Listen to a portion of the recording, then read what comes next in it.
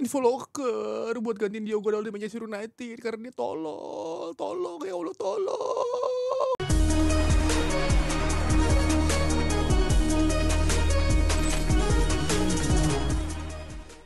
Iya, itu adalah barusan opening epic dan berupa cipokan epic dari Tio Utomo. Bukan dicipok, dikokop. Dikokop ya. Itu kalian bisa kalau misalnya masih kurang bisa langsung buka IG-nya Tio Utomo. Box bola. Iya, box bola itu Tadi udah ada. shoutout ke sebentar Instagramnya tuh si Siapa yang lu stitch itu yang ya? gua stitch itu ntar lo kita shoutout dulu ke mbak-mbak ini yang bernama Instagramnya kita malah Lu emang nemu di mana sih? Maksudnya ada namanya nih, nama Instagramnya Elia hanya 4 MRGTH. Menurut gua namanya itu dia. Elia Margaret. Respect buat Mbak info loker ya. Semoga dapat loker. Iya, welcome to Box Football Show. Jadi hari ini kelihatan ada yang hilang sosoknya. Walaupun timnya lagi main bagus tapi ternyata orangnya ngedrop. Bisa dia. Udah gak usah dibahas, menang mulu. Orangnya ngedrop. Sebenarnya orangnya datang guys, cuman di ruangan lain lagi tidur. Tidur, doi. Lagi drop banget. Definisi pekerja keras. Yes. Siaran Liga Italia. Ya kan, futsal juga. Futsal, semua diambil di Atlet Mbak. padel. Iya, ya kan? padel Coaching juga. Padel semuanya ada. Pak ini emang multi talenta. Jadi buat kalian yang membutuhkan MC ataupun Bisa. itu bisa hubungi Jerry Arvino. Ya, terutama tadi gue videoin kan. Ayo lah lu jadi tampil gak? Gak bisa nih, gue udah kayak Declan Rice. Iya. Declan Rice makan nasi. Cuma di sini juga kita tetap ditemani sama Bang Rossi, Bang Tio, dan gue jadi host ya sementara, dan juga ada Nabil karena banyak yang protes Bil soalnya kan bahas Chelsea buruk mulu ya kan. Kita bakal bahas karena menang lawan Tottenham Hotspur, tenang aja. Tapi setipikal gak sih yang fans Chelsea Nabil, Ole, Iya. sama gitu rootsnya. Rootsnya sama, bener. Kan lu saudara ya sama Ole ya? Jauh Saudara. bang, Marknya jauh apa? banget. Marknya sama? Beda. Beda. Tapi kalau Ole acara itu Arab atas. itu ketemu gitu gak? Bisa pasti ditemukan Oh nanti. pasti bisa ya? Bisa. Bisa, Oh, bisa ya? pasti. Waduh. Dicari aja dulu. Oh iya. Ya atau bisa kalau dia mau mempertemukan Nabil dengan Ole ya. Coba deh, welcome to Box Football Show. Football Show penuh insight dari dalam maupun luar lapangan. Nah ini jarang dibahas sama Bang Jerry. Jarang dipakai. Ini padahal ditulis mulu di pointers. Jarang disebut sama Bang Jerry Lu ya. kesempatan ya dia Ya, nggak di datang saatnya gua. untuk mengkritik. Kritik Sebelum dia. Jerry dia, Arvino. dia bikin konten info loker. Iya. Info loker. Cuman yang hari ini kita juga bakalan bahas ada beberapa poin yang menarik ya, terutama Liverpool akhirnya mulus tren negatifnya. Memutus, kok mulus itu memutus itu. Anjing ngomongnya typo. Bangsa. Aduh. Ya saya keluar ya, maaf. Baru mulai udah typo ya. Mutus tren negatif. Ini tren negatif. Tren Alexander Arnold bukannya positif buat Fans kalian. mulu apa positifnya anjir? Ntar lihat aja lawan Anfield, tren negatif loh, ya kan. Arsenal, Man City, Chelsea menang, dan Manchester United bukannya menang buat bisa peringkat 2, malah imbang ya kan. Baik, bagi-bagi poin. Bagi-bagi poin. Selain itu juga ada liga yang lagi menarik karena ketat banget, yaitu Serie A. Makin seru karena Serie A. Serie A. Makin seru karena Napoli imbang, Inter dan Milan menang. Inter dan Milan, AC Milan ya maksudnya. Iya, lama gue juga jadi hostnya bagaimana? Gue ambil alih. Sabar. Dan juga Juventus juga menang. Satu sisi juga dari Bundesliga, Bayern Munchen raih kemenangan ke-9 dari 9 laga musim ini dan ngalahin Leverkusen ya. Leverkusen.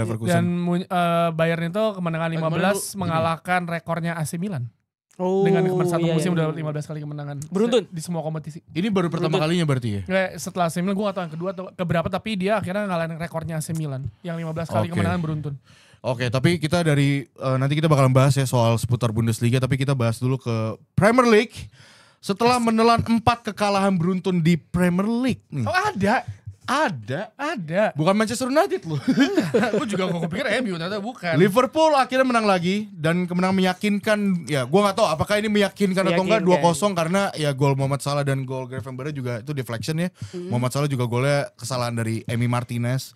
Cuman apa sih nih yang ngebuat Liverpool berubah gitu dari match Apa kemarin nih? gitu? Lu mau nanya ke gue dulu? Ya boleh, dari dulu. Menurut gue starting 11-nya balance. Oke. Starting 11-nya tuh balance. Kayaknya emang kembalinya Gravenberch ke starting 11 tuh mengubah banyak hal ya. Cuman poin penting lain yang menurut gue selalu gue tekankan adalah lu coba cari bek kanan yang pasti siapa. Biar Szoboszlai gak terus-menerusan jadi bek kanan infal gitu loh. Karena ketika Szoboszlai ada di tengah, Gravenberch ada di tengah gitu ya. Offense-nya Liverpool tuh bagus gitu. Even secara pressing juga lebih rapi gitu. Kalau lo lihat proses tadi kan lo bilang kesalahannya Emi Martinez kan sebenarnya. Menurut gue itu ada peran juga gimana Liverpool ngepress dengan 3-2 ya kalau nggak salah gitu, lebih rapi. Yang mimpin pressing tuh Gakpo di tengah ya. Makanya kemudian si Szoboszlai tadi nomor 10 tuh ya agak ke belakang gitu ya. Itu lebih rapi. Aston Villa nggak bisa nyari jalur operan keluar dari pressing tersebut sampai akhirnya Emi Martinez bikin kesalahan malah ngoper ke Mohamed Salah gitu. Tapi menurut gue itu trigger pertamanya ya pressingnya Liverpool itu gitu. Itu yang pertama. Yang kedua menurut gue secara offense juga lebih jelas ya Liverpool bisa naruh 2 orang di belakang front line, itu Gravenberch sebelah kiri. Terus kemudian Szoboszlai biasa agak di kanan tuh. Itu juga bikin lawan juga susah keluar dari lini pertahanannya sendiri. Dan tentu saja dengan kayak gitu balance kejaga. Karena Gravenberch itu bisa jadi pivot di belakang. Tapi juga bisa jadi pengalir bola, progresor segala macam. Ada yang creator chances di depan, Szoboszlai juga gitu. Nah tinggal lu cari deh nih. Antara 2 pemain ini pendampingnya siapa gitu. Entah itu Curtis Jones atau ya McAllister yang buat istilahnya buat ngejaga balance aja gitu. Karena Curtis Jones biasanya lu buat sirkulasi bola gitu kan. Nah, cuma terus kemudian kalau si McAllister ini yang belakangan lagi disorot sebenarnya kan. Dia dia out of form sebenarnya. Banyak yang ngeritik gila kenapa dia nggak kunjung dicadangin. Tapi ya kalau misalkan lu masih punya Gravenberch nemenin dia di tengah sama kemudian Szoboszlai, itu relatif aman sih gitu. Dan satu yang paling penting sebenarnya baliknya Andrew Robertson sih. Maksudnya kan kita sempat bahas bahwa Kerkes bagus tapi ternyata ya agak shaky juga dan gak stabil dan emang sebenarnya dari musim lalu pun sebenarnya tidak ada masalah di bek kiri Robertson, kecuali emang terkadang dia kalau udah lelah ya lelah aja, maksudnya ya wajar lah usia tidak lagi muda, tapi konsistensi dan juga bagaimana presence di lapangan tuh beda. Dan kalau ngelihat Andy Robertson itu kan dia ya kalau ngelihat kemarin lawan Brentford, lawan Man United, Kerkes kan shaky banget ya. Bahkan ada momen ketika Kerkesnya shaky, Slot langsung main ganti aja gitu karena menurut dia ini nggak works gitu. Dan akhirnya diganti dan itu menjadi salah satu perubahan. Dan satu yang paling banyak pertanyaan orang mungkin adalah tetap mempertahankan Mo Salah di starting line up dan akhirnya tetap nyetak gol walaupun ya ada kesalahan juga. Sebenarnya tapi Mohamed Salah tuh memang nggak bisa disangka bahwa beberapa game terakhir tuh memang jelek gitu. Walaupun dia bikin gol ke gawang Brentford itu, tapi sepanjang pertandingan tuh emang Gak kelihatan. Itu kritik valid sebenarnya buat Mohamed Salah gitu. Cuman balik lagi kalau misalkan lu pengen Mohamed Salah tetap di kanan, kalau lagi nggak works ya maksud gue ya udah jangan sungkan buat ganti. Sama yang di kiri tuh sebenarnya persoalannya adalah Gakpo sama Kerkes tuh kayak suka main sendiri gitu loh sebenarnya. Kayak nyetel ya. Dan yang paling sebenarnya yang jadi mungkin jadi concern si Slot adalah benchnya itu lu baru cuma ganti 1 pemain lah, Florian Wirtz doang. Dimana sebenarnya ada Chiesa, terus ada Wataru Endo. Iya sebenarnya yang mungkin masuk di babak kedua adalah Endo, Chiesa, Wirtz, Joe Gomez udah. Sisanya ya kita orang kayak mungkin kayak wah ini pemain-pemain siapa nih gitu kan. Tapi yang jadi problem adalah kalau ada 1-2 pemain cedera dan panjang cederanya, itu squad DP Liverpool kacau sih. Ya ini gue coba update dikit ya soal cederanya tuh ada Isak ya kan, ini bakal cedera semingguan berarti bakal absen kayaknya lawan Madrid. Frimpong juga cedera sampai Desember. Curtis Jones juga semingguan kayaknya. Alisson juga sampai November akhir kayaknya, ini cedera pinggul soalnya. Dan juga Leoni center back yang mungkin emang bisa mengcover 2 pairingnya antara Van Dijk atau Konate. Nah ini gue mau nanya Bil sama lu, ini kan soalnya kemarin kan akhirnya clean sheet ya Liverpool bisa dibilang ya kan. Dan ini nextnya bakal menghadapi Real Madrid gitu, yang dimana ini gue gak bisa ngomong banyak ya kan. Back four-nya nih Robertson, Van Dijk, Konate, dan Bradley. Apakah emang 4 pemain ini yang paling vital, bukan paling vital, maksudnya paling make sense dan paling safety choice gitu buat ngelawan Real Madrid gitu? Ya kalau dengan pilihan yang ada sekarang dengan yang pemain ya yang banyak cedera lah ya. Ya ini pilihan yang paling tepat. Dan sebenarnya paling bagus kan memang lu udah punya pakem 4 pakem yang untuk semusim ke depan gitu loh. Karena kan ya kembali masalah komunikasi, chemistry itu kan krusial banget. Sebenarnya kemarin pun kalau lihat Aston Villanya pun kan sebenarnya banyak peluang yang bahkan ada yang tiang. Awal-awal Rodgers ya. Ya Liverpool lebih ke mungkin mentalnya udah mulai balik aja.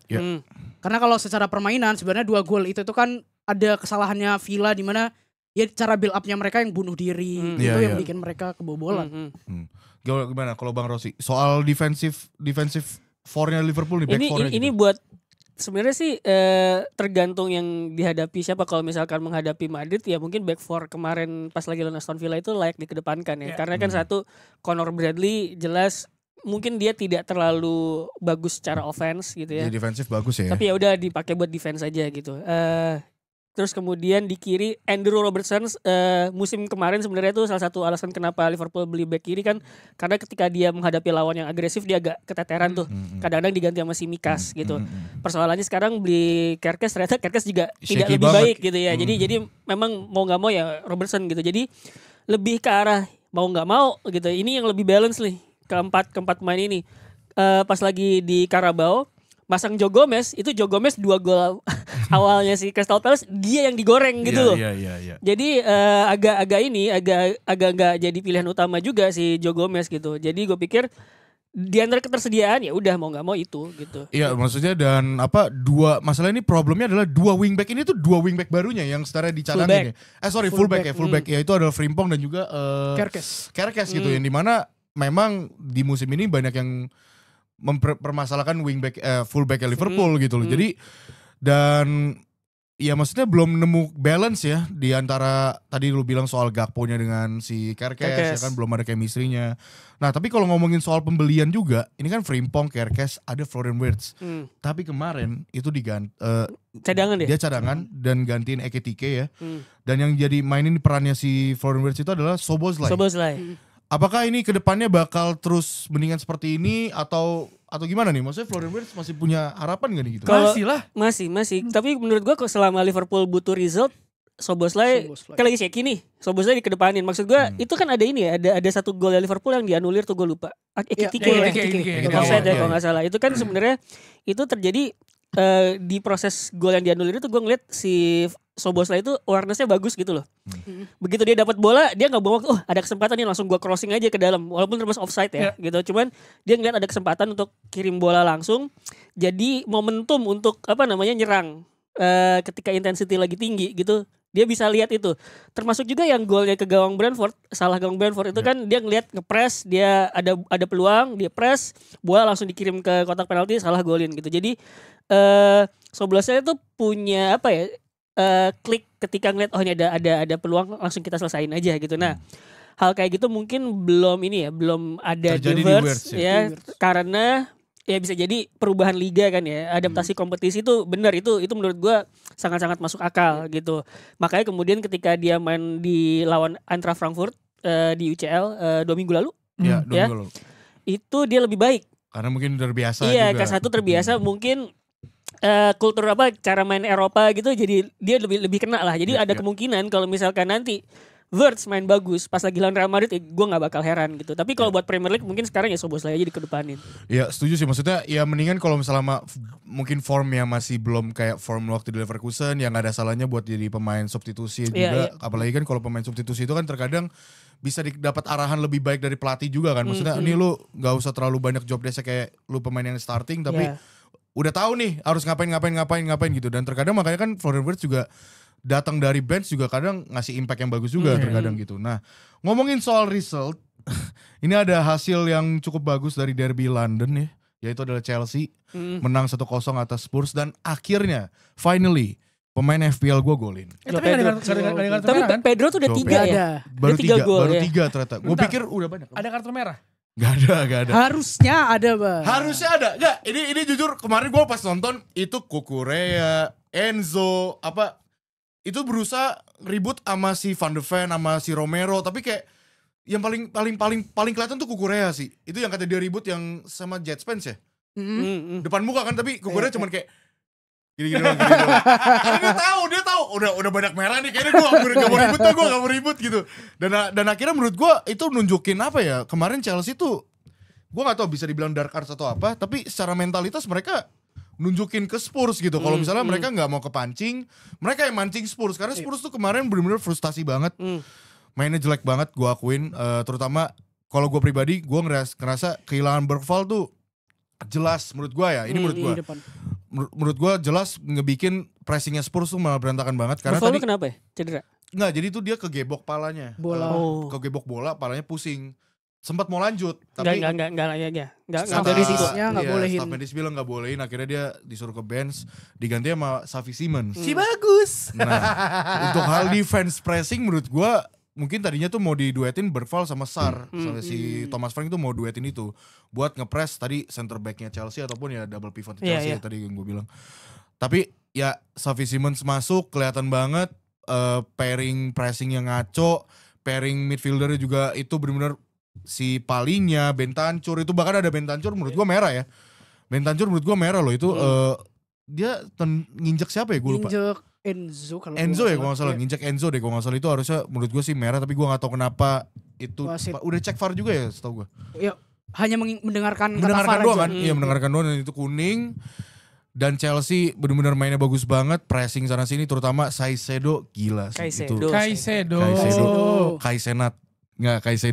gila banget sih, tapi itu Van de Ven blunder dan akhirnya João Pedro dari Agustus gak golin. Sebenarnya itu kan sebelum gol tersebut kan ada banyak momen Chelsea beneran bikin repot Spurs dengan pressingnya mereka ya. Pertama pakai agresivitas, yang kedua pakai man to man. Dan terus kemudian yang gue lihat adalah Spurs gak punya jawaban dari pressing tersebut karena mereka tetap ngotot untuk build up dari belakang gitu. Iya kan sekarang bercandanya adalah gue tuh cukup heran kenapa Spurs tidak bisa string progressive passes sebanyak dulu gitu ya. Ya karena itu mereka tidak punya jawaban untuk keluar dari pressing lawannya. Apalagi Chelsea itu kan sebenarnya kalau lo lihat game lawan Liverpool ya. Dia juga pakai man to man gitu juga ya. Pakai cara yang sama dan gue lihat kan kayak pemain depannya itu either João Pedro lawan Liverpool tuh gue lupa siapa, João Pedro juga kalau nggak salah. Iya. Jadi dia ngepresnya tuh dari depan ke tengah gitu. Jadi bikin repot gitu loh untuk Spurs ngebangun serangan gitu. Jadi menurut gua blueprintnya Maresca udah punya. Tinggal ini gue pakai buat lawan siapa nih gitu. Bener. Kalau ngadepin lawan yang kayak Spurs yang emang kerjanya ya udah gue bakal build up dari belakang terus apapun situasinya ya udah itu bakal dia pakai gitu. Ya ngomongin soal blueprint kemarin Nabil juga udah ngomong kan. Sebenarnya di episode kemarin kalau kalian belum nonton bisa nonton. Nabil ngomong kalau misalnya Maresca nih kalau misalnya ngelawan tim-tim gede kayak gini biasanya dia udah punya blueprintnya, udah mempersiapkannya dan akhirnya terbukti gitu. 1-0 gimana nih Bil menurut lu Chelsea? Nggak, dari lu pribadi puas gak dengan hasil 1-0 ini? Karena menurut gua Chelsea punya banyak peluang. Iya. Bahkan João Pedro 1v1 pun juga gagal gitu kan sama Vicario gitu. Tapi gimana nih menurut lu? Gua kalau kita bilang secara taktik gua puas banget. Sebenarnya Chelsea udah unggul sejak 1-0 tuh udah unggul sampai akhir walaupun skornya tetap 1-0.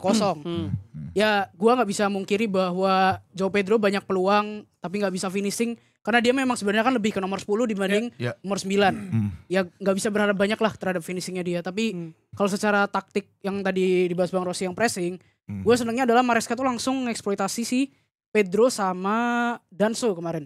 Iya. Si Spurs ini kebiasaan, mereka tuh kalau build up tuh selalu long ball dari depan dari belakang ke depan. Iya, belakang ke depan. Depan ke belakang balik lagi, back pass dong. Itu mah Garnacho ya. Dan dari belakang ke depan tuh selalu long ball. Nah mereka biasanya sebenarnya ngandelinnya Romero atau Porro. Kemarin kan tugasnya Romero digantiin sama Danso. Ya udah sih Chelsea hanya fokus di situ. Nah ketika mereka pun berhasil passing ke depan, progress ke depan, biasanya udah ada yang siap duluan nih karena man to man marking. Jadi walaupun mereka berhasil pemain Spurs ngumpan ke siapapun, nah dia tuh udah nggak bisa punya pergerakan buat ngumpan ke yang lainnya. Jadi pada akhirnya tetap bola itu akan selalu tertahan lah dan Chelsea bisa ngambil ya. Sebenarnya gol itu kan hasil dari Caicedo yang tahu-tahu gerak naik ke cepat tengah. naik ke tengah buat pressing dan akhirnya ngumpan ke Pedro gitu. Ya gua happy sebenarnya Maresca itu selalu punya blueprint buat lawan tim besar. Tapi sayangnya blueprintnya untuk lawan tim kecil tuh selalu yang bikin bunuh diri. Yang bikin bunuh diri ya kayak kartu merah gitu-gitu ya. Itu sih yang ya gue berharap Maresca punya taktik lain lah untuk lawan tim-tim yang di atas kertas tuh Chelsea menang lah biasanya. Itu ngaruh gak sih kayak kalau lawan tim-tim kecil lebih ke para pemainnya gampang lawan tim ini. Iya. Gue ngerasanya adalah Maresca ngerasa gue lebih jago nih. Jadi dia nggak ngeksploitasi kelemahan lawannya tapi lebih ke fokus kita main harus kayak gini gitu. Jadi kayak mikirnya kayak udah secara kemampuan Chelsea di atas tim yang di bawahnya dia tapi ujung-ujungnya mereka kagok sendiri kan. Iya dan maksudnya ini gue juga mempertanyakan sih maksudnya kalau Muani dimainin buat line long ball kayak gitu udah ketahuan kebaca sama Chelsea tapi lama gitu masukin Richardsonnya lama, terus udah gitu kayak si Thomas Frank ini bener sih, maksudnya dia tuh masih winger sentris gitu loh, kelihatan banget. Pedro Porro yang megang bola, terus Kudus yang ngobrak-ngabrik sana sini, gak dapet balik lagi gitu loh. Jadi kayak ya ini makanya kemarin tuh banyak ada hal si Thomas Frank itu ada ribut dikit ya kayaknya sama Van de Ven sama Jet Spence pas terakhir kan. Iya sama Jet Spence. Nah itu makanya itu jadi problem lumayan besar tuh buat Spurs karena ya, tinggal ditunggu aja nih ada berita si Thomas Frank kehilangan ruang ganti atau enggak. Nah itu dia. Gak akan dicari, orang gak laku beritanya kayak gitu mah. Bukan apa? Bukan Amorim. Tapi yang pasti kalau bukan Amorim ya itu adalah Arsenal nih. Ya. Masalahnya orangnya lagi sakit ya. Arsenal menang 2-0 atas Burnley lagi-lagi tanpa kebobolan. Dan ini Gyökeres akhirnya golin juga ya. Menit 14 ya. Gyökeres akhirnya golin dan lewat set piece lagi set piece lagi. Arsenal nih emang gila master set piece ya. Bakal menarik kalau misalnya nanti ngelawan Inter Milan juga yang emang sebenarnya master set piece juga. Nanti kita bakal bahas soal Inter Milan. Tapi sebenarnya ngomongin Arsenal set piece FC itu sekarang set piece FC itu udah banyak sekarang di udah banyak. Premier League tuh. Jadi long throw, corner, free kick itu sebenarnya udah mulai dimanfaatin karena trennya sekarang Premier League itu tadi itu banyak situasi man to man marking, duel one on one, terus kemudian physical. Jadi mau nggak mau set piece juga digunain gitu. Karena kan kalau misalkan lu set piece ya lu kan ngerubungin daerah sekitar kotak penalti sama kiper gitu. Nah, itu tuh juga udah mulai tren sekarang di Premier League. Menarik ya, maksudnya Pep Guardiola tuh ngasih influence ke Premier League buat main possession football. Sekarang ada Mikel Arteta yang influence ke Premier League. Tinggal apa? Trofinya doang. Iya bener dong, tinggal trofinya doang. Harusnya tahun ini. Ini gak ada orangnya sih. Gue tuh ngebaca kemarin ada, gue lupa. Atletik tuh punya podcast terus si Karl Anka tuh bilang, gue gak tahu apakah ini by design atau emang kebetulan aja. Jadi makin kesini tuh pemain rata-rata makin tingginya makin naik.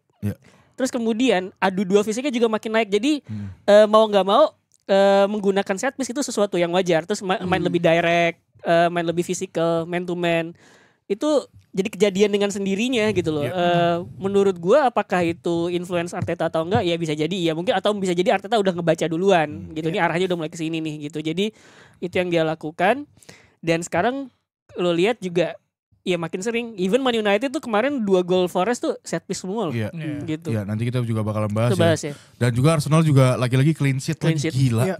Ini Oktober full Arsenal gak ada kebobolan atau kebobolan 3 ya? Gue lupa. Gak ada kebobolan. Gak ada kebobolan bahkan kan. Dari Spanyol Oktober gak ada.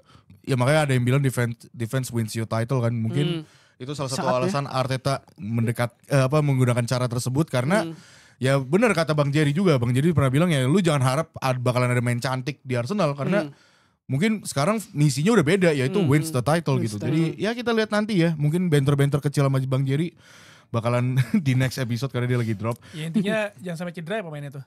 Ya benar, terutama belakangnya tuh. Arsenal sama Liverpool pemainnya cedera, Liverpool parah lagi sih. Liverpool ya. 1-2 cedera ya tuh. Tapi ya itu 2 wingback tadi. Maksudnya 2 game terakhir itu kan rotasinya lumayan banyak ya, tetap kok. Tetap bisa sustain kan? Iya bisa clean sheet. Awal musim kan itu yang si Saka diganti Madueke, terus habis itu si Martinelli atau Trossard cedera, gue lupa. Akhirnya Eze main di left wing ya. Mereka masih still delivered gitu. Jadi ya harusnya sih tinggal menunggu waktu ya Arsenal, tapi ngomongin waktu masih berpeluang ternyata Manchester City menang 3-1 atas Bournemouth. Yep. Erling Haaland lagi gila. Menyelamatkan wajah FPL kita ya. Yes. kok ada orang ngekaptenin Walter Made? Kok ada? Ya ada aja. Ada lah. Lagi-lagi Manchester City bisa tampil dominan atas Bournemouth yang sebetulnya ya nggak jelek-jelek amat sih sebenarnya Bournemouth juga. Dan kelihatan banget kalau gue sih ngelihat Manchester City sekarang tuh lumayan cukup unik, terutama front four-nya. Ini kemarin kita sempat bahas soal Ryan Cherky sama Foden apakah bisa main bareng, ternyata mereka main bareng bisa. Dan front four-nya kemarin unik banget yaitu Doku, Haaland, Cherky, Foden gitu. Dan gue kemarin nonton sekilas, gue malah ngelihat ini tuh kayak rada mirip kayak Bayern Munchen dan Vincent Kompany ya. Dimana front four-nya mereka Harry Kane, Olise, Luis Diaz sama Gnabry jadi center attack. Itu mereka tuh saling interchanging position dan kemarin benar-benar dibuktiin banget Doku tuh nggak stay di left wing. Dia bisa kayak free roam, bisa ke right wing, terus habis itu Cherky, Foden bisa saling nge-cover buat ngelakuin transisi. Dan gila Cherky passingnya ke Haaland itu gila banget sih. Dari itu Nico Gonzalez pun bahkan main bagus kemarin. Iya. Jadi apakah ini bisa dibilang mungkin ya emang still Haaland tetap golin, tapi emang beberapa pemain itu tetap step up buat ngasih bola-bola ke Haaland gitu. Yang agak beda tuh sebenarnya ketimbang lawan Villa di mana main 4-1-4-1 tuh 4-2-3-1 ya. Iya. Si Nico Gonzalez tuh ditemenin sama Bernardo kalau nggak salah. Iya. Jadi itu lebih balance. Mungkin dia ngelihat bahwa Bournemouth secara tim ketimbang Aston Villa tuh lebih agresif dan mereka kan punya banyak ball carrier juga ya. Jadi mampetin di tengah tuh lebih penting lah. Makanya kemudian Nico Gonzalez kemarin ditemenin sama Bernardo gitu. Silva ya. Kalau secara front four sih gue tidak heran ya karena tipikal mainnya City bahkan dari game sebelumnya ketika main 4-1-4-1 juga kayak begitu. Paling yang dikritik kan itu ya Ryan Cherky kadang-kadang kita lagi butuh transisi cepet nih, lu harus lebih cepat lagi gitu. Iya, katanya kayak gitu. Ya? Tapi ya menurut gue mungkin itu perkara adaptasi aja sih. Paling coba pertanyaannya adalah kalau nggak ada Haaland, lu siapa yang mencetak gol? Nah itu dia. Nah itu belum ada, makanya belum ada jawabannya gitu. Itu beneran permasalahan utama City dari awal musim kan kalau Haalandnya mati dia nggak bisa ngapa-ngapain kan.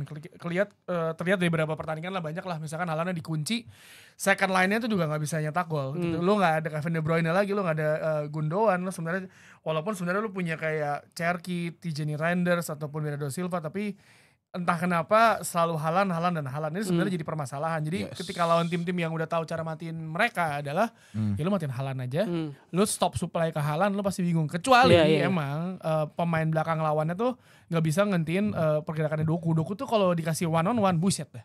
Iya. Bar lawannya itu. Iya. Sebenarnya tadi si Haaland ya menariknya match kemarin Haaland tuh lebih banyak di kiri kalau betul. Iya. Jadi tengah itu lebih ya di full Doku gitu-gitu ya. Iya, Doku disuruh masuk. Haaland tuh dari kiri akhirnya sebenarnya kan 2 gol yang Haaland tuh kan fast break semua tuh. Betul. Yang di mana ya si Bournemouth terlalu agresif, terlalu high press. High defensive line-nya. Gue sih ngeliatnya unik, kayaknya Pep udah mulai suruh Haaland untuk lu jangan stay di tengah terus deh. Karena kalau enggak nanti akan mati terus gitu. Setuju. Iya. Jadi in a way sebenarnya jangan-jangan bukan Haaland sentris tapi mungkin karena Haaland jadi lebih dibebaskan, outputnya jadi lebih gede gitu. Bisa jadi kayak gitu. Gitu. Iya, menarik. Apalagi City juga bisa dibilang secara pemain-pemain juga udah pada balik. Rodri kemarin main di menit 90, Aït-Nouri juga kemarin balik lagi. Marmus kemarin juga sempat main, Savinho, bahkan Reinders yang sempat di starting. Fans City juga nggak kritik, kayaknya mesti diganti. Dan benar diganti. Dan Nico Gonzalez kemarin mainnya bagus banget. So ya ini knock who's there? Is Manchester City there? Gitu. Apa namanya? Hati-hati loh, City tuh bisa tetap di atas walaupun mainnya cedera karena lu lihat benchnya deh semuanya. Ngeri. Benchnya Reinders, Savinho, Marmus, Rodri, Aït-Nouri. Kipernya James Trafford, walaupun ada artikel yang Stones, belum selesai ngomong, sabar. Gue lanjutin nambah. Yang si James Trafford yang ada artikel yang James Trafford kena tipu Pep Guardiola, ingat gak sih? Karena makanya Trafford tuh memutuskan pindah, terakhir tuh beli Donnarumma, padahal kalau lu stay di Burnley pun lu tetap jadi utama gitu. Ya bisa jadi kehilangan tempat di Piala Dunia. Nathan Ake, Johnson sama Rico Lewis itu benchnya buset lah, itu jadi pemain utama juga cukup semuanya. O'Reilly golin kemarin ya. O'Reilly juga bagus tuh left back. O'Reilly Moormans. Inggris juara dunia. Fix ini mah. Juara dunia. Tadi dulu Portugal dulu. Ya, oke. Ya, dan tadi kita udah ngomongin soal Manchester City, kita mending ngomongin Manchester merah. Mantap. Yaitu Manchester United. Nggak win streak nih. Dan benar lagi-lagi seperti episode lalu, Anda bilang bahwa jangan anggap remeh Manchester United, Nottingham Forest terutama Sondaise-nya. Betul. Utter walk nonsense ya. Utter walk nonsense dan bener lagi-lagi agak sebenarnya Nottingham Forest juga dibilang low block banget juga. Enggak. Misalnya kalau lu bilang kalau lu bilang Man United harus menang, iya harus menang. Tapi kan pressure untuk menang itu kan ke orang kebawa sama si KOL influencer yang mau cukur rambut itu kan. Maksud gue imbang bukan hasil buruk walaupun pemainnya buruk ya. Jadi ada satu pemain yang lagi high intense game lu diem. Itu aneh menurut gue. Itu udah paling aneh sih. Maksudnya lu lagi high intense, lu lagi diserang, lu high intense, lu bisa-bisanya diemnya gini masa ini. Langsung kaget gitu. Sebutkan namanya. Diogo Dalot. Defense a lot tapi bohong. Yang gue gak tahu tuh artikelnya bener apa enggak ya kalau dia ternyata sepupuan sama Amorim ya. Jadi ini Haji Dalot. Haji Dalot maksud gue dari babak pertama tuh dia ada momen di backup sama Bernardo sama Amat yang dia lari jogging coy. Jadi maksud gue kayak lu apa sih lu main gak neko-neko aja lu tetap melakukan kesalahan gitu. Lu main banyakan ada memes tuh yang kayak mukanya kalau Diogo Dalot selebrasi gol paling keren, paling semangat. Dia bertahan kayak jadi karena 2 gol dari Forest itu di sisinya dia loh. Di sisinya dia gak bisa stopin juga. Yang kedua yang paling telek, yang dia diem. Tapi setelah itu emang diserang dia mulu. Lu gak mungkin lalu jaga siapa yang pencetak gol keduanya Forest tuh? Si Savona. Pemain Juve. Yang pertama siapa? Morgan Gibbs White. Man to man-nya Amat dia bubar. Match up kelar. Itu udah aneh menurut gua. Morgan Gibbs sama si Amat jadi banyak kesalahan di pertahanan, tapi gue ngeliat dari babak pertama sebenarnya harusnya United harusnya ada kebobolan dari babak pertama karena transisinya Forest tuh beneran nge-bypass si Casemiro sama Bruno. Kalau beberapa kali mereka counter attack ngelewatin Casemiro yang keluar dari posisinya. Untungnya pemain depannya juga first touch jelek, semuanya jelek. Babak kedua gue langsung sadar, langsung mikir gue lagi jalan lagi mau siaran Bayern sama Leverkusen. Ntar lagi kebobolan nih, karena babak kedua lu lihat deh, dari menit pertama babak kedua, Shandes nyuruhnya crossing. Crossingnya di posisi Dalot, di mana Dalotnya juga ada tuh di situ. Tuh kemarin tuh gue ngobrol sama Nabil bahwa kan si Lisandro Martinez udah latihan lagi ya, gitu. Terus Nabil nanya, ini kalau misalkan dia fit, yang digantiin siapa bang? Gue bilang sebenarnya tuh trio back United itu tergantung kebutuhan aja lawannya kayak gimana gitu. Karena kalau sekarang yang paling susah untuk diganti tuh De Ligt, karena dia tuh paling komplit, aerial duel bagus, physical, agresif, jumping into press ke tengahnya tuh juga timingnya oke gitu. Jadi untuk menggantikan dia selama dia inform kayak gini tuh susah gitu. Jadi tinggal 2 pemain di sisinya dia siapa. Yang belakang kanan Shaw kan megang kiri terus, kanan tuh kalau nggak Maguire atau Yoro lah. Nah sebenarnya gue bilang Yoro tuh bagus untuk progresor, tapi kalau urusan bukan fisik udah lumayan, tapi duel udara. Itu juga dia kan salah tabrakan itu. Jadi duel udara itu Yoro masih lemah, Bill, gue bilang. Makanya kemudian kalau misalkan menghadapi lawan-lawan yang pakai crossing atau duel udara, itu game-gamenya Maguire sebenarnya. Beneran diekspos sama Shandes. Kalau orang bilang kayak, ya lu kan selamatin lagi pemain, lu mikir Shandesnya udah tahu lu crossing aja. Karena Shaky udah kelihatan ketika lu mau nyoba dari tengah terupas, Shandes tahu pemainnya versasinya nggak bagus, mungkin finishingnya juga gak segitu ya. Tapi kalau lu diduelin fisik, ini kan gue bilang di episode sebelumnya, ketemu pelatih klasik Inggris dengan duel fisikal, United berantakan. Beneran lu nggak bisa tuh ketemu tim-tim yang beneran fisik gitu. Kalau lu tim-tim yang flamboyan gitu lu mesti bisa. Tapi ketika di crossing dan itu beneran 2 menit 2 gol, itu kayak ini di MU lawan Bayern Munchen sama gimana? Makanya gue ngerasa tuh game-game yang duel udara gitu tuh gamenya Maguire. Cuman Maguire kan lagi cedera ya. Iya, dan akhirnya setelah ketinggalan 2-1 baru dia lu megang bola, nyerang. Dan akhirnya sampai kejadian Amat first time.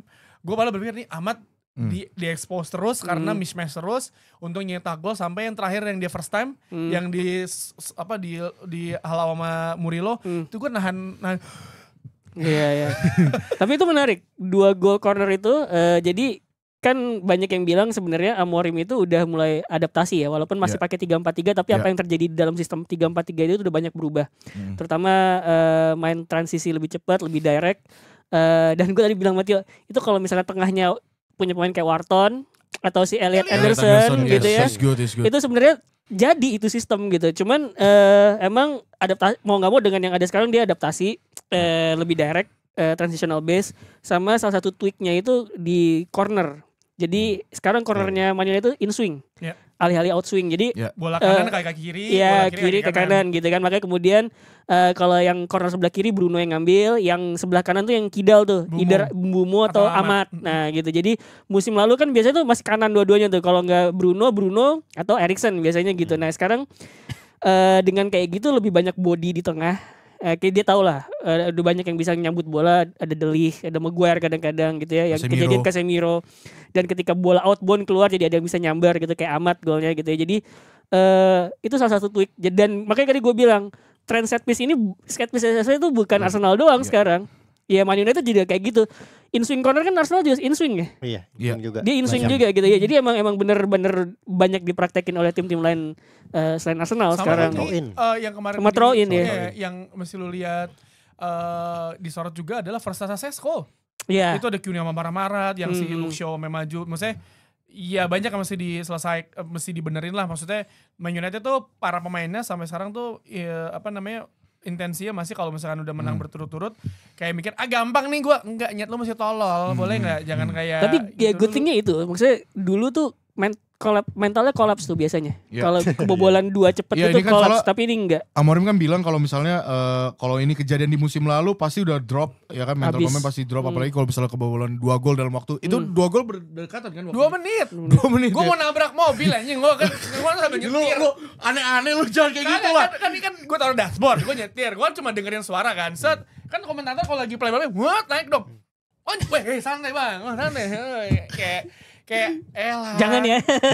Jangan ya. Pas gue liatin kan gue hampir itu yang gol kedua. Gue ngeliatnya kayak Diogo Dalot emang kontol. Kalau misalnya gue kenapa-napa, lu deh masalahnya tuh ya. Dalot yang salah ya. Dalot yang bukan salah. Bukan lu yang nonton, bukan mobil depan bukan gue. Diogo Dalot anjing. Kalau insiden yang bola harusnya out tuh gol yang mana ya? Yang pertama. Gue gak tau ya. Morgan Gibbs White kan itu. Gue gak tau di Premier League. Enggak, Safona itu. Di Premier League tuh ada ini gak? Ada goal line yang kayak Jepang Piala Dunia. Dicek sampai atas. Karena gue pribadi, gue pikir itu gak out. Gue out loh gue pikir karena bola udah keluar. Enggak, bolanya keluar tapi kan gini. Ini kan misalnya nih bola nih. Ini garis. Dari bawah tuh kelihatannya out. Tapi kan kalau dari atas. Iya. Spanyol lawan Jepang itu kan beneran tipis berapa senti, 1 senti doang. Jepang Jerman gak sih? Jepang Jerman siapa itu yang Piala Dunia. Lupa gue. Tapi ya udah wasit berkata lain, kita kan saya sebagai fans MU alhamdulillah. Bahkan yang golnya amat sampai dicek VAR anjing, gue kayak ya Allah pakai dicek VAR ngapain? Itu kayaknya gara-gara si ini deh, depannya kipernya tuh si Delik atau siapa gitu. Tapi itu enggak ngalangin kiper sih sebenarnya. Itu kan insiden itu sempat ditanya ke Mark Clattenburg kan yang udah enggak bertugas lagi. Jadi pasti tuh kalau udah enggak bertugas tuh udah boleh deh wawancara. Kalau masih bertugas enggak boleh diwawancara. Nah, dia bilang, "Nih gue setuju sih sama dia." Jadi sebenarnya VAR itu ngebikin perdebatan kan. Nah, dia setuju sama VAR untuk keputusan yang hitam putih. Kayak bola out apa enggak, gol apa enggak, offside apa enggak, kan hitam putih tuh. Sementara kalau pelanggaran handball apa enggak kan subjektif. Nah, itu sebaiknya enggak pakai VAR dulu dia bilang. Benar. Tapi kalau yang kayak tadi out apa enggak gitu, itu harusnya pakai VAR ya buat dicek ya. Entah ada teknologinya apa, bukan VAR sih, tapi lebih ke goal line teknologinya lebih itu ke GLT. Cuman bukan goal line kan, tapi line teknologinya itu ya. SLT berarti. Karena gua pribadi pas di tayangan ulang, kalau lu nonton cepat itu out. Tapi kalau lu slow motion banget, itu bagian bolanya tuh masih ada di sini nih. Ini garis nih bola nih. Di sini bola nih. Di sini masih ada. Masih ada dikit ya. Tapi Idas Madrid kejadian 2 sama, PR banyak, tapi kan ya sayang banget nih United Strand lu mesti panjang lagi. Lagian bikinnya 5 kali kemenangan. Susah itu. Itu tapi sekarang posisi berapa? Sekarang Manchester United peringkat 7 apa 8? Peringkat 8. 17 poin sama. Tapi beda 2. Sunderland, Chelsea, Tottenham itu 17 poin, 16 beda 2 sama City. Crystal Palace, ya City 19 di posisi 2. Liverpool 18 sama Bournemouth sama. Iya, Liverpool 18 sama Bournemouth, disusul sama Crystal Palace di 16 poin, Brighton 15 poin, Aston Villa. 2 sampai berapa? 9 ya? 2 sampai apa? 2 sampai berapa yang tipis-tipis tuh? Oh, 2 sampai 9 ya. Karena satu kemenangan bisa ngerubah segalanya. Satu poin tuh bisa ngerubah posisi cepat banget gitu loh. Dan next week itu kan sebelum international break yang apa sih international break mulu anjing capek deh. Ganggu ya. Yang timnas kita nggak main ya. Yang timnas kita tidak main. Inggris sudah lolos, udah ngapain masih bikin deh. Gue gak setuju sih international break kebanyakan anjing ngapain sih. Ya kan musim depan jadi 1 bulan penuh. Jadi maksud gue ketika lawan Spurs di atas United kalau menang mengkatrol, tapi gue selalu percaya bahwa abis international break MU kayak tai. Kecuali kemarin lawan Liverpool tuh. Oke, lanjutkan ya. Tadi Bang Tio udah ngomong 1 poin mengubah segalanya. Gak cuma di Premier League tapi di Serie A juga. Serie A. Karena poinnya mepet ini peringkat 2 sampai bawah ya. Terutama Napoli habis dibikin seri sama Como. Ya itu kayak angkot-angkot di pasar Minggu tuh mepet-mepet. Gila, bayangin Napoli 22 poin, Inter Milan 21 poin, AC Milan 21 poin, ini 2 Milan 2 peringkat 3 ya. AS Roma 21 poin, kemarin 1-0 ya, gue lupa. Roma ya. Juve itu imbang ya? Menang 2-1 Cremonese, Vardy golin di situ. Vardy golin tapi Bologna 18, Juventus 18, Como 17 poin dan Udinese di peringkat 8 15 poin. Jadi ini peringkat 7 sama peringkat 1 masih dempet-dempetan. Dan kita ngomongin Napoli dulu kali ya, karena Napoli memang memimpin klasemen tapi mereka disandung oleh Como 0-0. Disandung, ditahan. Kalau disandung tuh Napolinya kalah. Kesandung. Enggak dong, kalau kesandung Napoli kalah dalam bahasa. Jadi kalau bilang ditahan. Maksudnya kesandung karena tadinya mau jauh. Enggak bisa dong kalau di bahasa tulisan kesandung tuh kalah hitungannya. Ya itulah sebabnya saya tidak ikut Liga Pandit. Nanti poin apa gaya bahasanya? Gaya bahasanya ngaco ya. Napoli boleh dominan tapi apa sih yang bikin Como bisa mendapatkan hasil imbang gitu? Mirwan. Ya itu mah semua orang tahu juga. Kok bisa Mirwan tuh. Best cut Pak Mirwan. Bener. Kita bisa coba dikirim ke sana Pak Mirwan. Pembahasan Como bisa lebih detail sama kami. Pak Mirwan kita dulu kawan ini anak-anak ini dulu gitulah Pak. Gampang lah Pak Mirwan. Teman kami juga, teman kami. Yang bangun box-box juga. Pange nggak tahu. saya ngefans Nikopas loh Pak. Ya. Tapi saya bisa bilang ke Sosios loh, jangan ke Madrid dulu, biarin ke Como dulu 5 tahun lagi. Tapi benar, Nikopas itu. Makanya kemudian tiap kita ngomongin Como, orang pertama yang kita sebut adalah Nikopas. Itu emang main man-nya Como saat ini. Haji muka begini. Jadi dia 10 game 10 kali main dengan menit bermain tuh 800-an. Gila. Ya. Dan kontribusinya nyata 4 gol, 4 assist itu terbanyak. Terus kemudian rata-rata key passes itu 2,56 nyaris 3 per 90 menit. Jadi emang Nikopas tuh main-mainnya Como untuk saat ini gitu. Dan ya ada beberapa pemain lain yang gue lihat tuh. Ada center back Madrid tuh, Jacobo Ramon. Jacobo Ramon, tapi Kempf juga center back itu juga bagus. Sama yang sebenarnya yang menarik perhatian gue tuh ada si DM-nya tuh yang baru dibeli musim ini, Maximo Perrone. Maximo Perrone itu dia penyeimbangnya si siapa namanya si Nikopas, kalau kan pas lebih ofensif. Maximo Perrone baru dibeli dari City ternyata kalau salah. Itu pemain serba bisa loh, dia bisa back sayap juga. Iya. Jadi DM-nya ada Caqueret juga ya dari Olympic Lyon nih. Cuman yang paling menonjol menurut gue si Maximo Perrone itu yang satu dia versatile, yang kedua dia intercept, block, terus kemudian ground duel sih karena dia nggak terlalu tinggi ya 177. Nggak tinggi dia. Terus kemudian jaga ruang, jaga space itu oke. Jadi segala sesuatu ya, aspek defensif itu komplit si Maximo Perrone itu, makanya kemudian cukup menyeimbangkan si Nikopas. Tapi ya kalau misalnya pertandingan kemarin kalau ngeliat harusnya applause ke Jean Butes kiper. 8 penyelamatan. Terus maksud gue kalau gak ada dia tuh udah Nah sama satu lagi nih yang gue suka pemainnya tuh selain si Butes itu adalah penyerang cadangnya tuh Tasos Douvikas itu dari Greece ya? Iya jadi dia itu kan dibeli Februari kalau gak salah ya. Tapi dia ini pokoknya kalau misalkan mandek, Alvaro Morata kan kadang-kadang naik turun ya. Penalti gagal. Dia, iya kan. Itu pasti Douvikas main dan sejauh ini sih all competition 5 gol. Dan kalau ngelihat jumlah menit bermainnya itu dikit. Cuman agresivitas tembakannya itu tinggi banget. Gitu. Jadi itu kenapa kemudian Douvikas selalu jadi acuan kalau misalkan depannya mandek. Tapi kemarin ada komen ini. Kalau penyerang kayak gitu dijadiin starter biasanya gak bisa ngapa-ngapain deh. Iya. Makanya agak ironis juga. Silakan dia. Tapi kalau misalnya kemarin si Cesc Fabregas sempat di komen kalau gak salah nih. Dia cuma bilang ya gue gak tau ini opini doang ya si Cesc bilang tuh di sepak bola modern sekarang tuh udah mulai kehilangan pemain nomor 10 kayak James Rodriguez itu udah mulai kehilangan tempat karena pemain lebih nyari yang stabil, yang pasti aja, yang nggak mau ngambil resiko, yang pemain seperti itu yang kan kebanyakan ngambil resiko kan, passing resiko semuanya udah mulai kelihatan. Lu setuju nggak dengan apa yang si Cesc Fabregas bilang? Sebenarnya walaupun Nikopas jadi struktur kunci. Iya, sebenarnya kan ini siklus aja ya. Jadi zaman dulu itu ketika banyak Maverick ya, Maverick itu kayak pemain-pemain kayak Ronaldinho, kayak Zidane gitu ya, yang mempertontonkan keindahan teknik gitu ya. Sepak bola tuh lebih teknikal. Downside-nya adalah kalau misalkan lu lebih ngandelin technical pemain, ketika si pemain ini lagi drop, result lu bisa juga drop gitu. Makanya kemudian datanglah sepak bola posisional yang lebih terkontrol. Ketika contoh Barcelona ketika Pep Guardiola datang di depak-depak tuh Ronaldinho, Deco gitu kan, di depak, dia pengen pemain yang lebih pasti. Ya cuma satu doang yang dia pegang Maverick-nya, Lionel Messi. Udah itu doang gitu.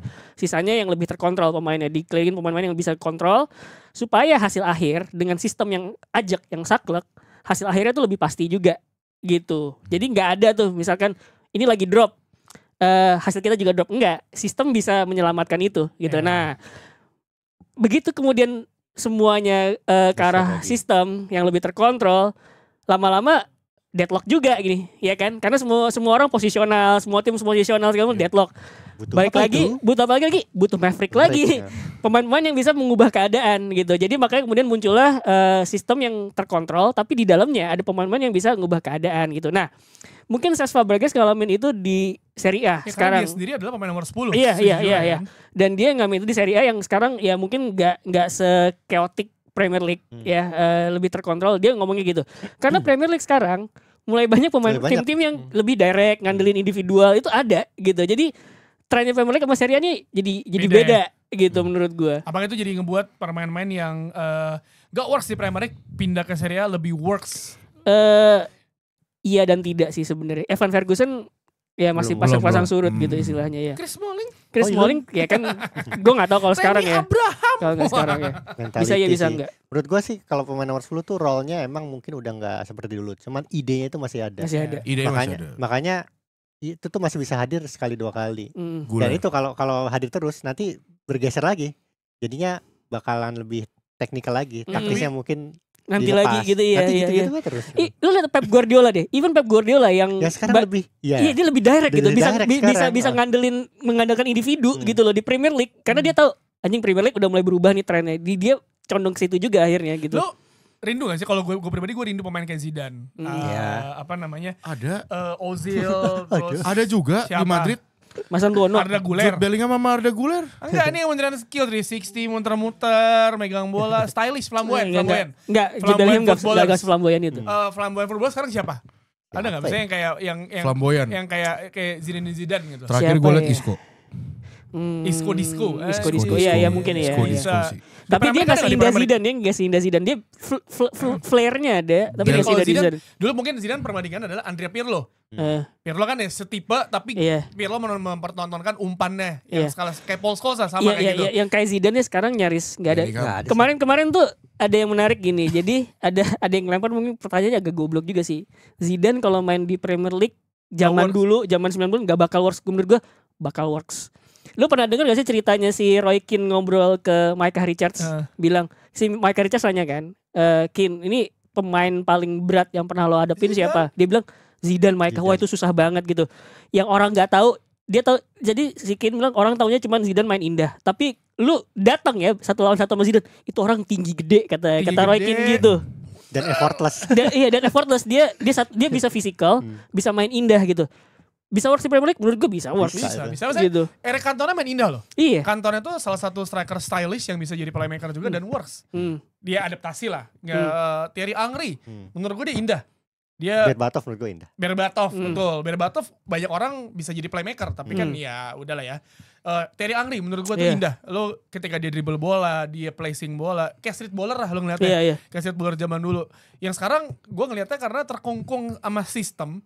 Jadi lumayan amannya kan banyak memes yang di TikTok atau di Reels yang winger tahun 90-an. Wah gocok masuk cutting. 2010-an Arjen Robben. 2020 ke atas. Pasti ke belakang. Tapi lo kalau kangen sama pemain-pemain kayak gitu, ada satu liga yang cocok kita tonton sebenarnya, Liga Saudi Pro. Jadi mereka tuh datangin pemain pemain bintang. Mereka tuh masih ngandelin individual. Bisa. Dan itu juga yang ngebedain misalnya Zidane sama Ronaldo. Ronaldo itu meskipun spesial juga, skillful, cuman lebih nggak effortless. Makanya tadi gue tekankan di effortless itu. Ronaldo tuh nunjukin skillnya tuh pakai kayak gue berusaha gitu. Kalau Zidane tuh kayak effort gitu. Itu maksud gue yang sekarang tuh yang kayak pemain-pemain yang kalau bisa dibilang kayak effortless ngeluarin skillnya. Andrea Pirlo lu diem bola ke depan. Pedri Bellingham tuh menurut gue 2 pemain itu sih. Cuman Bellingham tuh tidak seflamboyan Zidane. Enggak, coba nonton. Nih, lu bayangin. Coba nonton Zidane, gue bilang deh, serius coba nonton. Ini Ros, Paul Scholes, muka kayak gitu siapa yang bisa pikir dia bisa long bola ke depan panjang banget. Xavi, Iniesta, lo ini deh yang paling banyak, ini pro dan kontra. Sergio Busquets tuh effortless loh. Itu lebih dekat Busquets ke Zidane daripada Bellingham ke Zidane menurut gue. Effortless loh dia. Gue setuju. Effortless. Satu nama lagi yang mungkin orang ngomongin effortless adalah Michael Carrick. Pegang bola langsung ke depan. Maksudnya pemain kayak gitu yang Kroos masuk gak? Toni Kroos? Kroos ya? Masuk. Jelas. Berarti terakhir Kroos sama Modric bisa gak? Enggak ya? Iya lah. Modric bisa ya. Tapi yang seflamboyan. Modric masih. Tapi yang gayanya flamboyan kayak Zidane. Ya kalau kayak Zidane mungkin gak ada. Oke, dapat lo gak mengambil banyak ini, lo crossing nonton Zidane tuh emang indah aja lah bawahannya. Tapi gue kalau misalnya ditanya sama orang pemain mana yang pengen banget lu tonton dan lu gak pernah nontonin? Siapa ya? Gue Zidane. Gue Zidane karena gue emang belum nontonin dia. Belum lahir. Gue 2008 gue lahir. Kalau gue siapa? 2001 dia. 13 gue. 2001 dia kayaknya. Waktu Ramos nyundul gue lahir. Wah gitu gue. Udah tapi gue sama dia bedanya 15 tahun anjing. Lu 2001 anjing. Bener juga. 2001. Gue sama dia 15 tahun. Iya walaupun 2001 berarti kan 0-1 yang gak kalah menarik itu AC Milan menang 0-1 lawan AS Roma. Paulo Dybala Paulo Dybala gagal penalti ya kan. Dan juga selain AC Milan saudaranya yaitu Inter Milan juga menang 2-1 atas Hellas Verona yang susah payah. Dan sampai butuh gol bunuh diri di menit-menit akhir ya kan Hellas Verona. Susah payah itu gampang hebat enggak? Susah payah gampang hebat. Ya, oke, lanjut ya. Ada Juventus juga yang habis ngedor Igor Tudor ganti ke Spalletti dan Spalletti baru turun tangan maksudnya di sideline menang 2-1 dan ini bisa jadi cukup unik juga karena di bawah Spalletti udah nyetak 5 gol Juventus yang dimana mandek dari kemarin-kemarin 0-0 0-0 0-1 0-1 1-0 dan akhirnya nyetak 5 gol. Tapi jadi masalah tuh yang Spalletti punya tato Napoli. Gak tahu deh. Nah, enggak itu N. Tadi gue sempat tanya Bang Labib. Katanya kan dia cuma di hire sampai musim dingin. Oh iya. Iya, jadi kemungkinan Januari. Iya, kemungkinan. Oh ini unik juga nih. Nah, selama musim dingin kan pakai pakaian ini kan, jadi nggak kelihatan tatonya. pakai itu. Terus gantiin siapa? Ya nggak tahu. Tapi mungkin kalau misalnya Spalletti bisa works aja mungkin ya. Nah, ya musim kontraknya soalnya. Yang ganti itu Vitor Pereira yang pecat Wolves. Lu mau tau nggak? Bursa transfer penggantian Vitor Pereira siapa? Erik ten Hag. Ada Gary O'Neil lagi.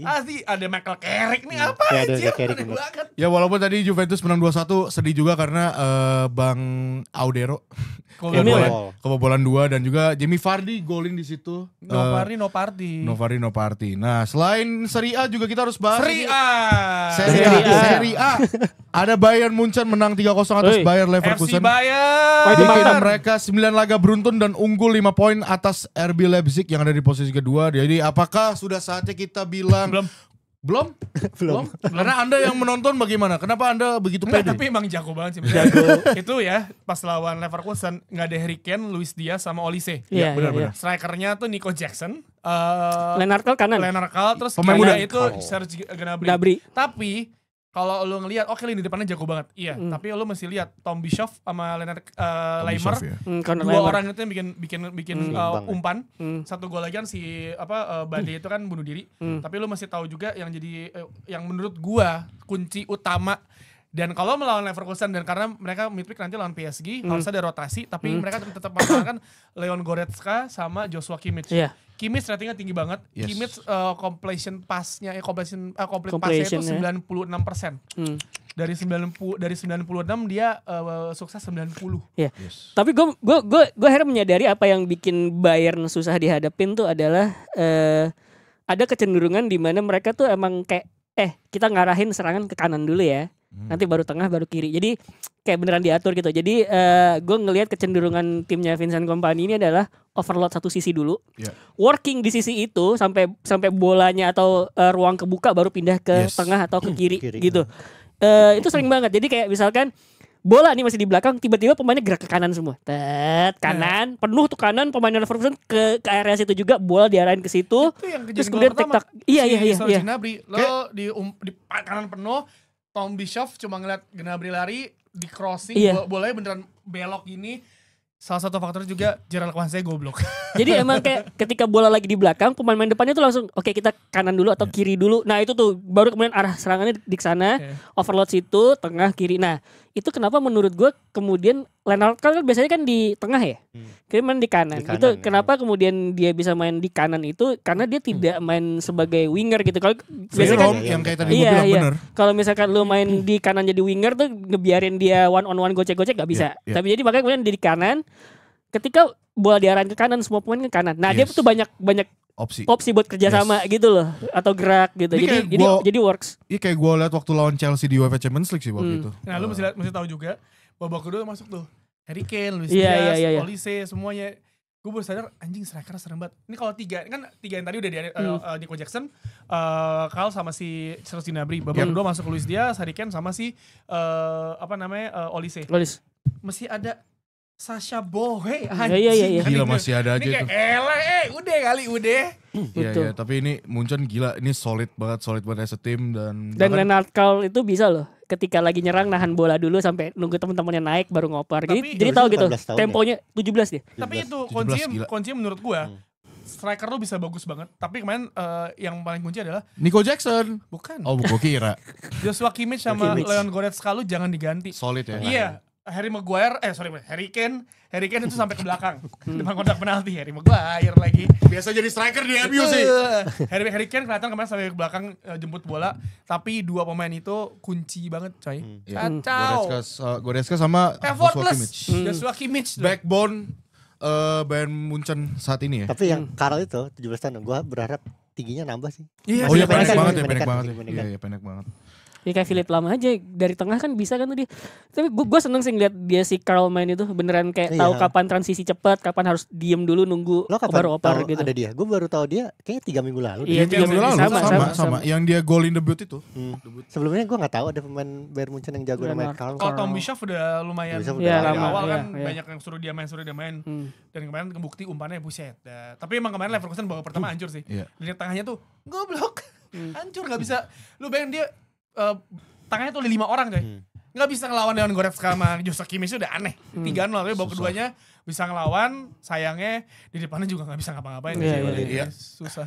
Iya, yang gak bisa ngapa-ngapain juga dari La Liga itu adalah Valencia yang dibantai abis-abisan sama Real Madrid. Lagi-lagi Kylian Mbappe. Lu pakai harus ya dibantai abis-abisan. Abis-abisan karena 4-0. Gitu. Itu gak bisa nyerang, sumpah gak bisa nyerang Valencia. 1, 2, 3. Jangan nanti ada yang teriak-teriak, ada yang marah-marah lagi di gua komen. Ngomongnya jauh kalau gitu coba. Militex ya teriak. 2, 3. Jadi ada fade out, fade in. Lu hargain dong nyokap lu juga ngomong famos di kolom komentar. Iya, gak usah diomongin. Emang iya? Iya. Gak usah diomongin. Yang kasih. Trademark. Mau dijadiin trademark. Serius. Ya coba balik lagi ya. Nyokapnya dia juga komen. Waldo Farel Famos Hakim. Iya. Dan ngomongin lagi soal laga tadi ini jadi gue ke distraksi nih gue. Gimana? Vinicius gagal penalti, walaupun gagal penalti tapi tetap 4-0 Real Madrid juga ya. Ini gak ada yang menarik juga dari La Liga karena Barcelona juga menang 3-1 lawan LC juga. Kenapa Vini diganti? Apa? Vini diganti lagi loh. Oh ya gak apa-apa diganti kan pada saat diganti dia tos-tosan juga. Oh ya, udah mulai aman ngerti. ya, aman udah ya. aman. Jadi emang bukan masalahnya terlalu gimana. Dan udah kita bahas juga soal Vinicius di episode lalu. Betul. Sekarang mungkin ada update tentang Kanjuruhan. Kok Barcelona lawannya LC sih? LC kadang gue bilang ngomong LC ya. LC ya menang 3-1 dan Rashford golin, Lamine Yamal akhirnya golin juga. Golin Yamal bagus anjir. Bagus. Bagus kan? Bagus kan? Setelah putus. Bagus kan? Lu ngomong bagus gak? Setelah putus. Bagus gak? Setelah putus. Anjing gak mau ngaku banget kalau golnya bagus anjir. Udah setelah putus ini jadi cut juga ya, tolong ya. Setelah putus dari Nicky Nicole. Golnya Yamal bagus gak? Bagus, dia udah putus dari Nicky Nicole. Jadi dia bisa Bisa konsentrasi. Ya bagus golnya Jude Bellingham. Ya ada update dari Kanjuruhan gak Bang Dex nih? Kanjuruhan tidak ada update secara spesifik, tapi tentu saja kami akan terus menyuarakan apa yang disuarakan oleh Komnas HAM, Kontras dan kawan-kawan bahwa keadilan untuk keluarga korban Kanjuruhan tetap harus diutarakan terus karena sampai saat ini belum ada keputusan hukum apa-apa ya. Gitu. Oke, ya. Jadi itu aja guys episode dari hari ini. Nanti hari Kamis bakalan kita review tentang UCL. Kekalahan Real Madrid. Oh bukan ya? Oh Liverpool loh. Lagi ya lawannya naik Liverpool lagi naik emang. Coba kita lihat ya karena Trent Alexander-Arnold balik, Xabi Alonso juga balik. Spurs main juga? Spurs main. Capek karena weekendnya ada Spurs Manchester United. Kita lihat akankah terjadi Ganso 3 kali sundulan hat-trick ke gawang dan Laman. Keluarga lagi di Viva Locker. Wah, dadah.